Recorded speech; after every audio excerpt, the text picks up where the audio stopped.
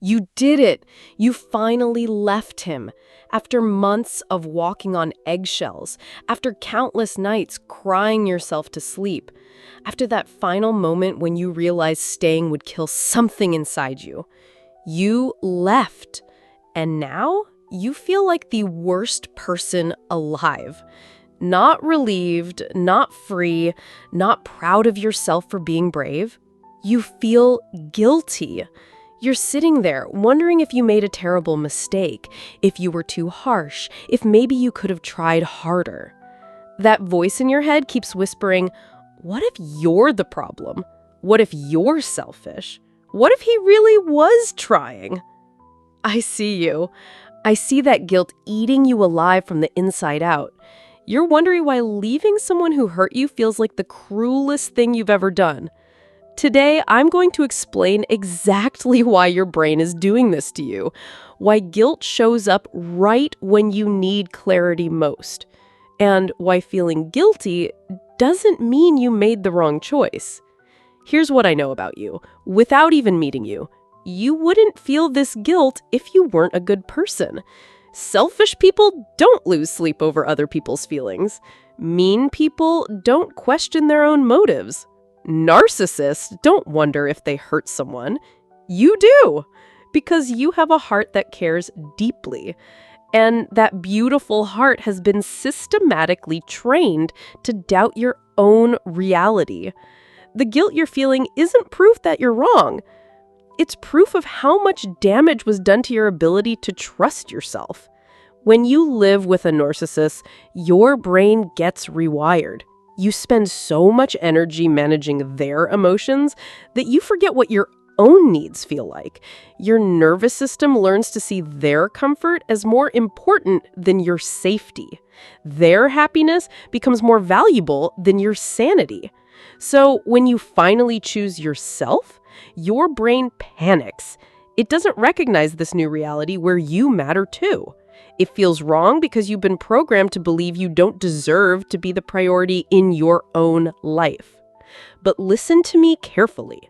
The guilt isn't evidence you should go back. It's evidence of how deep the conditioning goes. Every time he said, "You're all I have," he was programming you for this moment. Every time he made you responsible for his feelings, he was setting you up to feel guilty for having boundaries. That guilt is his final gift to you, his last attempt to control you even after you've walked away. And the twisted part? He probably doesn't even realize he programmed you this way. Because to narcissists, other people really do exist to meet their needs. But you're not a supporting character in someone else's story. You're the main character in your own life. You didn't leave because you're selfish. You left because you finally remembered that you mattered too. You left because some part of you still believed you deserved better than crumbs of affection mixed with emotional abuse. You left because you chose life over slow death. And now your nervous system is freaking out because it doesn't know how to exist without chaos. It doesn't know what to do with peace. The guilt is just your brain trying to pull you back into familiar territory, even if that territory was slowly killing you. Because familiar feels safer than unknown, even when familiar is actually dangerous. But you're safe now. The threat is gone. You don't need to keep managing someone else's emotions to survive. You can finally breathe. Let me tell you something that might shock you, but I need you to hear it. The fact that you feel guilty proves you're not the narcissist. A narcissist wouldn't lose sleep over leaving someone. They wouldn't question their motives. They wouldn't wonder if they caused pain. They would just move on and blame you for everything. You? You're sitting there at 2 a.m. wondering if you broke his heart. You're replaying every conversation, looking for signs you misunderstood something. You're worried about his feelings, even though he never seemed to worry about yours. That's not narcissism. That's trauma bonding. That's what happens when someone systematically breaks down your ability to trust your own judgment. Let me explain how this works, because understanding it will help you heal. When you live with emotional abuse, your brain develops what I call hyper-vigilant caretaking. You become obsessed with reading his moods, predicting his reactions, managing his emotions. Your nervous system gets stuck in survival mode. Every day becomes about keeping the peace, avoiding conflict, making sure he's okay. Slowly, without realizing it, you stop asking yourself what you need. You stop noticing what you feel. You lose track of where you end and he begins. This isn't weakness. This is how human beings adapt to survive psychological threats. Your brain literally rewires itself to prioritize his emotional state over your own safety. Because in an abusive relationship, his mood determines whether you get love or punishment.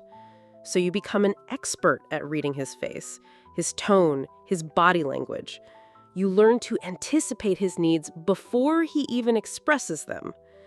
And here's the part that breaks my heart. You probably got really good at it. He probably even praised you for being so understanding, so caring, so devoted. But what was really happening was that you were losing yourself, piece by piece. Now that you've left, your brain doesn't know what to do with itself. For months or years, your entire identity was wrapped up in taking care of him. Without that constant focus on his needs, you feel lost, empty, like you've forgotten how to be a person. And the guilt comes flooding in because your brain is still programmed to see his well-being as your responsibility. Think about it this way. Imagine you spent years training for one job. Every day you practiced the same skills. You got really good at that one specific thing. Then suddenly, that job doesn't exist anymore. Your brain would feel confused, right? It would keep trying to do the old job even though it's not needed anymore. That's what's happening to you emotionally. Your brain is still trying to do the job of managing his emotions even though you don't work there anymore. The guilt is just your brain's way of saying, wait, aren't we supposed to be taking care of him? Aren't we supposed to make sure he's okay? But here's the truth nobody told you. His emotions were never your job to manage. His happiness was never your responsibility to create. You are not responsible for another adult's emotional well-being. You never were. The relationship you left wasn't love. It was a trauma bond disguised as love. It was addiction disguised as devotion. Real love doesn't cost you your sanity. Real love doesn't require you to lose yourself to keep someone else happy. Real love sees your needs as just as important as theirs. I'm about to tell you something that might make you uncomfortable, but you need to hear it. He wanted you to feel guilty for leaving. This guilt you're drowning in right now, it's not an accident. It wasn't a side effect. It was carefully planted by someone who knew exactly what he was doing. Every time he said, "You're all I have," he was programming you for this moment. Every time he made you responsible for his happiness, he was setting you up to feel trapped. Every time he played the victim when you tried to address his behavior, he was training you to believe your pain doesn't matter as much as his. That guilt is his final gift to you, his last attempt to control you even after you've walked away. And here's the part that will make you angry once you really understand it. He probably doesn't even realize he did this to you, because narcissists genuinely believe other people exist to meet their needs. Your feelings, your well-being, your mental health, none of that registers as real to them. You were never a person to him. You were a function, a service provider, someone whose job was to make his life easier and more comfortable. When you finally stopped doing that job, of course he was upset. Not because he loved you and missed you, but because his emotional support system just quit. Think about it this way. If your washing machine stopped working, You'd be frustrated, right? You'd want it fixed. You might even feel angry that it left you with dirty clothes. That's how he sees you leaving, as appliance that stopped functioning properly. But here's what makes me absolutely furious. All the people who probably told you to just leave, like it's the simplest thing in the world, like you hadn't thought of that 1,000 times already, like there weren't invisible chains keeping you tied to someone who was slowly destroying your sense of self. Those people don't understand trauma bonding. They don't understand how someone can systematically break down your confidence until leaving feels impossible. They don't understand that emotional abuse isn't just mean words. It's a slow erosion of your ability to trust your own judgment. But I understand. And I want you to know that leaving wasn't the easy choice. It was the hardest thing you've ever done. You didn't leave because you're selfish. You left because you finally remembered that you deserve basic human decency. You left because some part of you still believed you matter. You left because you chose life over slow death. And now your nervous system is having a complete meltdown because it doesn't know how to exist without drama. It doesn't know how to feel safe in peace. The guilt is just your brain trying to pull you back into familiar territory, even if that territory was killing you slowly. Your brain would rather have predictable misery than unpredictable peace. It would rather go back to the devil it knows than risk the unknown. That's not weakness. That's biology. That's how trauma works. But here's what your traumatized brain doesn't understand yet. You're not in danger anymore. The threat is gone. You don't need to stay hypervigilant. You don't need to keep managing someone else's emotions to stay safe. You can actually relax now. You can actually put yourself first without the world ending. You can have needs and boundaries and opinions without being punished for them.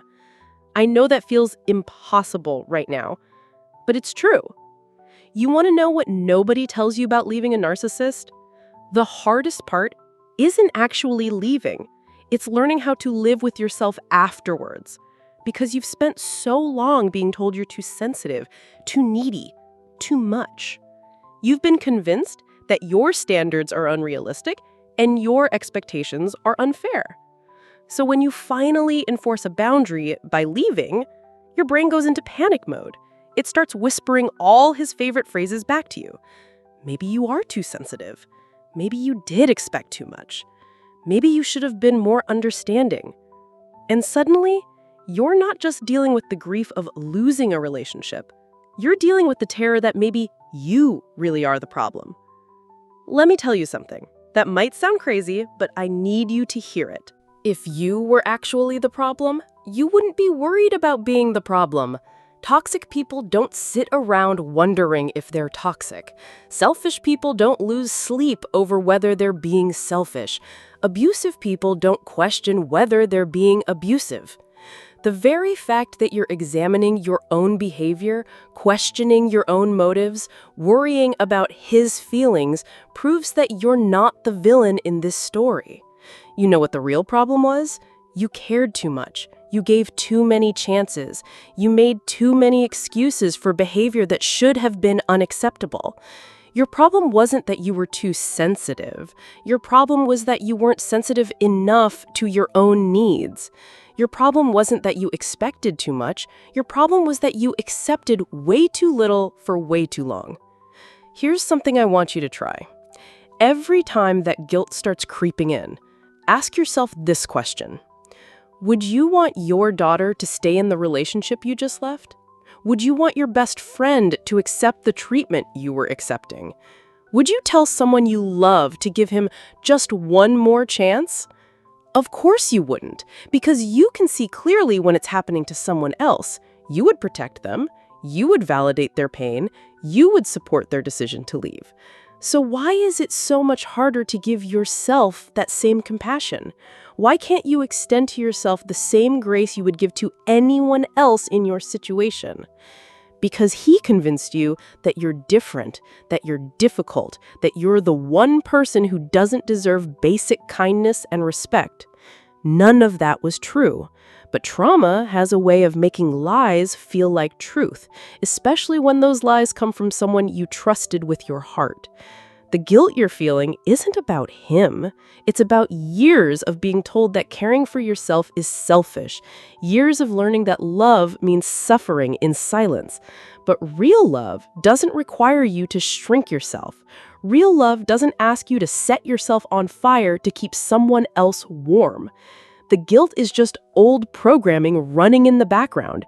It's your traumatized nervous system trying to keep you safe by keeping you small. But you don't have to listen to it anymore. You don't have to let his voice in your head make decisions for your future.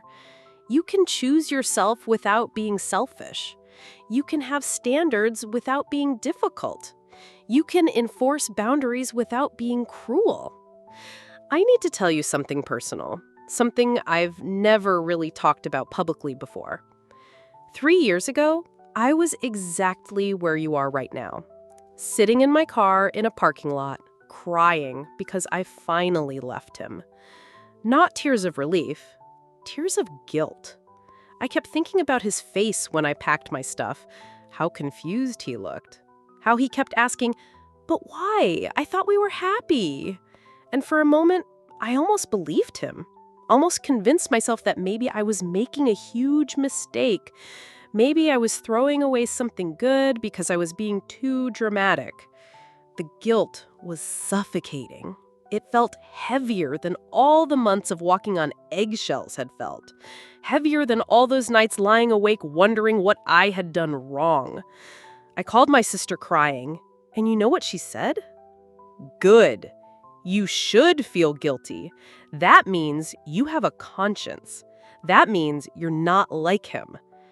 At first, I didn't understand what she meant. How could feeling terrible about leaving someone who hurt me be a good thing? But then she explained it to me in a way that changed everything.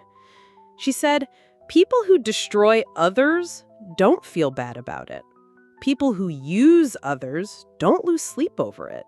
The fact that you're worried about his feelings proves you have a heart. And that heart deserves to be protected. That night, I wrote down every cruel thing he had ever said to me, every time he made me question my own reality, every moment he chose his comfort over my pain.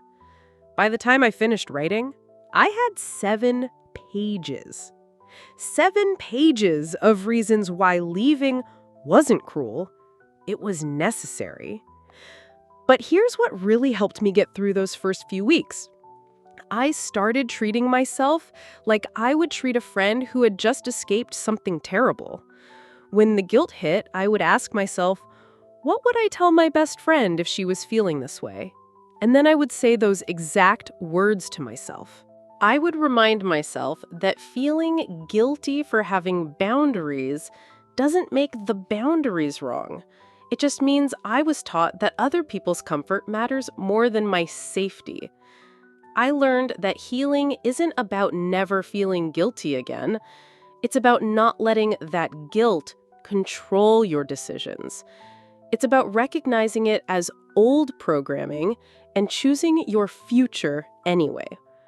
Some days were harder than others. Some days I wanted to text him just to make sure he was okay. Some days I convinced myself that maybe I had overreacted to everything. But every time I felt weak, I would read those 7 pages again, and I would remember why I left. Not because I'm heartless, but because I finally remembered that I deserve to be treated with basic human decency.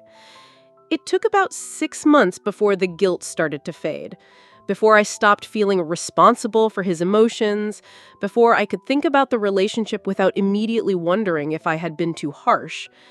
And you know what replaced that guilt? Relief. Actual, real relief. The kind of deep breath you take when you realize you're finally safe.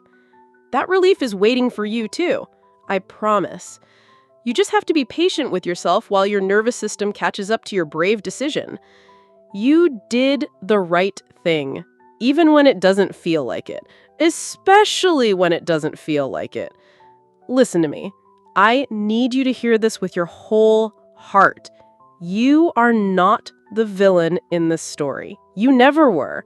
You are not selfish for choosing yourself. You are not cruel for having boundaries. You are not wrong for wanting to be treated with basic human respect. The guilt you're feeling right now, it's not your intuition telling you to go back. It's trauma trying to convince you that you don't deserve better. But you do deserve better. You deserve someone who celebrates your sensitivity instead of using it against you. You deserve someone who sees your caring nature as a gift, not a weakness to exploit. You deserve love that doesn't cost you your sanity. You deserve peace that doesn't require you to walk on eggshells. You deserve a relationship where you can be fully yourself without being punished for it. That guilt is going to try to convince you to reach out, to check on him, to apologize for leaving, to explain your decision one more time. Don't do it. Every time you give in to that guilt, you're teaching your nervous system that other people's emotions are more important than your own healing. Instead, I want you to do something radical. I want you to feel proud of yourself. You survived something that could have destroyed you. You recognized abuse even when it was disguised as love. You chose your future over your fear. You did something that millions of women struggle to do. You put yourself first. And that's not selfish. That's self-preservation. The road ahead isn't going to be easy. There will be days when you miss him, days when you question everything, days when that guilt feels overwhelming. But on those days, I want you to remember why you left. Remember how small you felt. Remember how you used to apologize for things that weren't your fault. Remember the woman you were becoming in that relationship. Someone who doubted her own reality. Someone who accepted crumbs and called it love. Someone who was slowly disappearing. That woman deserved better, and the woman you're becoming deserves everything good that's coming to you. You don't have to have it all figured out right now. You don't have to be completely healed tomorrow. You just have to keep choosing yourself one day at a time. You don't have to forgive him. You don't have to understand why he did what he did. You don't have to wish him well or hope he changes.